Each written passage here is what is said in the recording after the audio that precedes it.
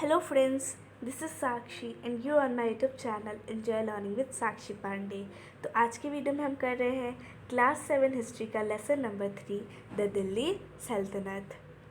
जब भी हम दिल्ली सल्तनत की बात करते हैं तो मेनली हम बड़ी बड़ी 5 मुस्लिम किंगडम्स या डायनेस्टीज़ की बात करते हैं जो कि दिल्ली में लगभग 320 साल तक राज किया था उन्होंने। और ये पीरियड था 1206 से लेके 1526 तक का।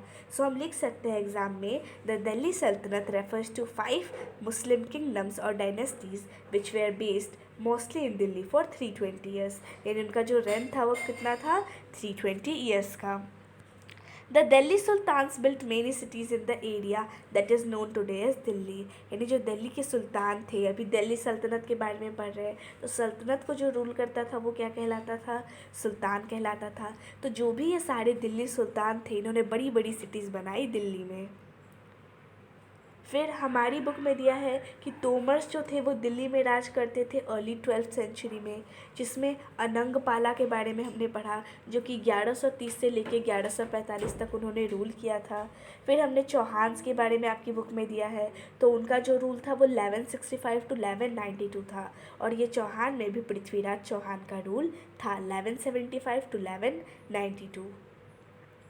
Delhi first became the capital of a kingdom only under the Tomars, who were a part of the Rajput dynasties।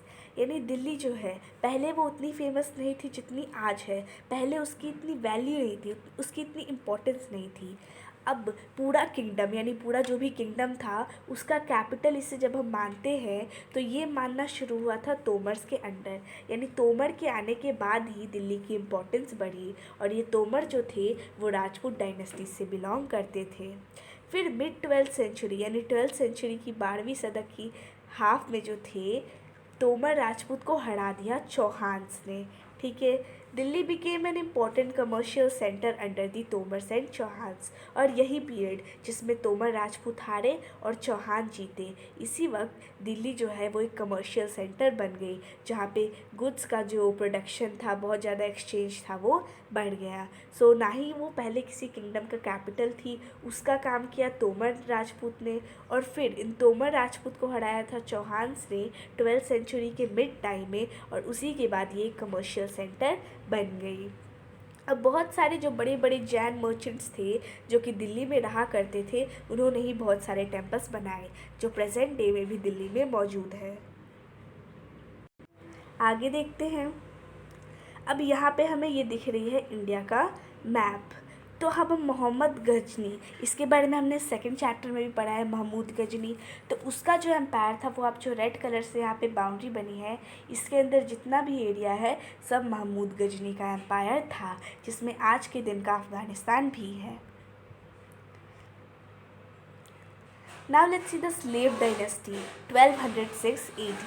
Qutbuddin Aibak, Aram Shah Qutbuddin, Iltutmish, these are all the slave dynasty rulers. अब हम देखते हैं Khalji dynasty.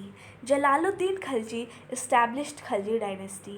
यानी ये Khalji dynasty जो है उसको establish किया था जलालुद्दीन खलजी ने, जो कि टर्किश डायनेस्टी के भी फाउंडर थे।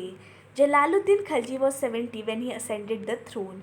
यानी वो 70 साल की उम्र ने उन्होंने अपना थ्रोन किसी और को दे दिया। He defeated the descendants of Balban being victorious came to power. यानी उन्होंने बलबान के जो पूर्वज थे उन्हें हरा दिया और फिर वो पावर में सत्ते में आए। He was kind hearted, mild and trusting in nature. यानी उनका दिल बड़ा अच्छा था, काफ़ी माइल्ड इंसान थे और साथ ही साथ बहुत ही भरोसेमंद था उनका नेचर।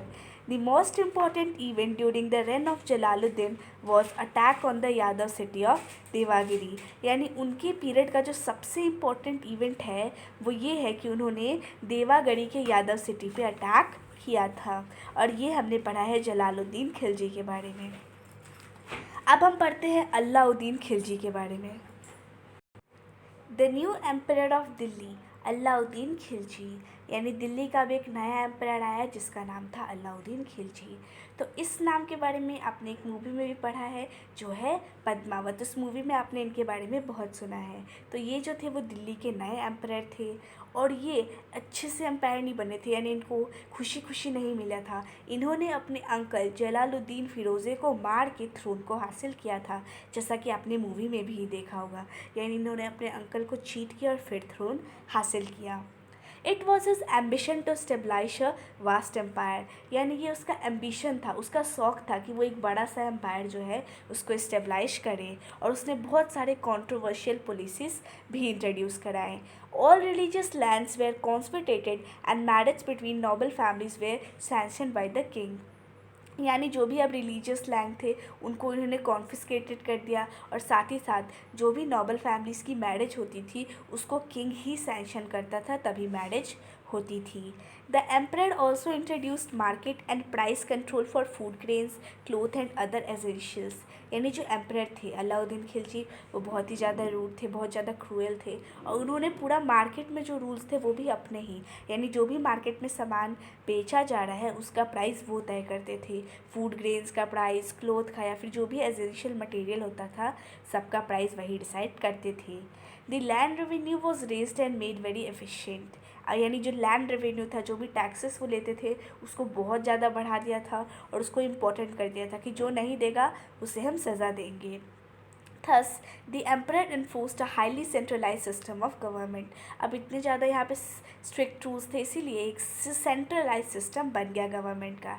ठीक है, सो ये है अलाउद्दीन खिलजी का एम्पायर। इसमें इंडिया तो है ही, साथ ही साथ बाहर के भी कुछ फॉरेन कंट्रीज़ का पार्ट इन्होंने कवर किया हुआ था। सो इससे पता चलता है कि इनका एम्पायर काफ़ी ज़्यादा वास्ट था, जो कि इनका सपना था। और ये है अलाउद्दीन खिलजी और उनसे रिलेटेड कुछ पिक्चर्स। अब हम आते हैं तुगलक डायनेस्टी पे। Ghazi Malik ascended the throne as sultan Ghiyasuddin Tughlaq Shah and founded the third dynasty of the sultanate, यानी जो तगलक डायनेस्टी है उसमें इस चैप्टर में जिनके बारे में दिया है वो है गाजी मलिक, जिन्होंने सुल्तान घियासुद्दीन तगलक शाह से थ्रोन असेंड किया था। The Tughlaqs belong to the Qarauna Turk tribe, और ये जो तगलक्स थे वो एक ट्राइब से बिलोंग करते थे जिसका नाम था कुराना टर्क। अब ये दिया है मोहम्मद बिन तुगलक जो थे उनका कैसा रूल था। तो इनका भी कुछ अलाउद्दीन खिलजी के साथ ही था, उनका भी वास्ट एम्पायर था और इनका भी कुछ वैसा ही था। इन्होंने राजपूताने के सिवाय सारी जगह जो है हम देख सकते हैं कि येलो कलर से जो भी है वहाँ पे उन्होंने अपना रूल इस्टेब्लिश कर लिया था। तो इसका मतलब सिर्फ राजपूताना को छोड़ के पूरे इंडिया को अप्रॉक्सीमेटली इन्होंने कवर कर लिया था, बस थोड़े से ईस्टर्न साइड्स में और साउथ और नॉर्थ में पार्ट्स नहीं कर पाए थे। कन्फ्यूज़न्स ऑफ मोहम्मद बिन तुगलक, यानी कौन कौन से कन्फ्यूज़न्स इन्होंने क्रिएट कर दिए थे। मतलब कन्फ्यूज़न्स नहीं, इन्होंने तो क्रिएट करे थे रूल्स, पर बाद में ये खुद कन्फ्यूज़ हो गए थे कि ये रूल्स कैसे हैं। इनका रूलिंग सिस्टम कुछ ज़्यादा खास नहीं था। Transfer of capital from Delhi to Devagiri, यानी 1327 में इन्होंने अपना कैपिटल ही ट्रांसफ़र करवा दिया। उसके बाद इन्होंने टोकन करेंसी को इंट्रोड्यूस करवाया।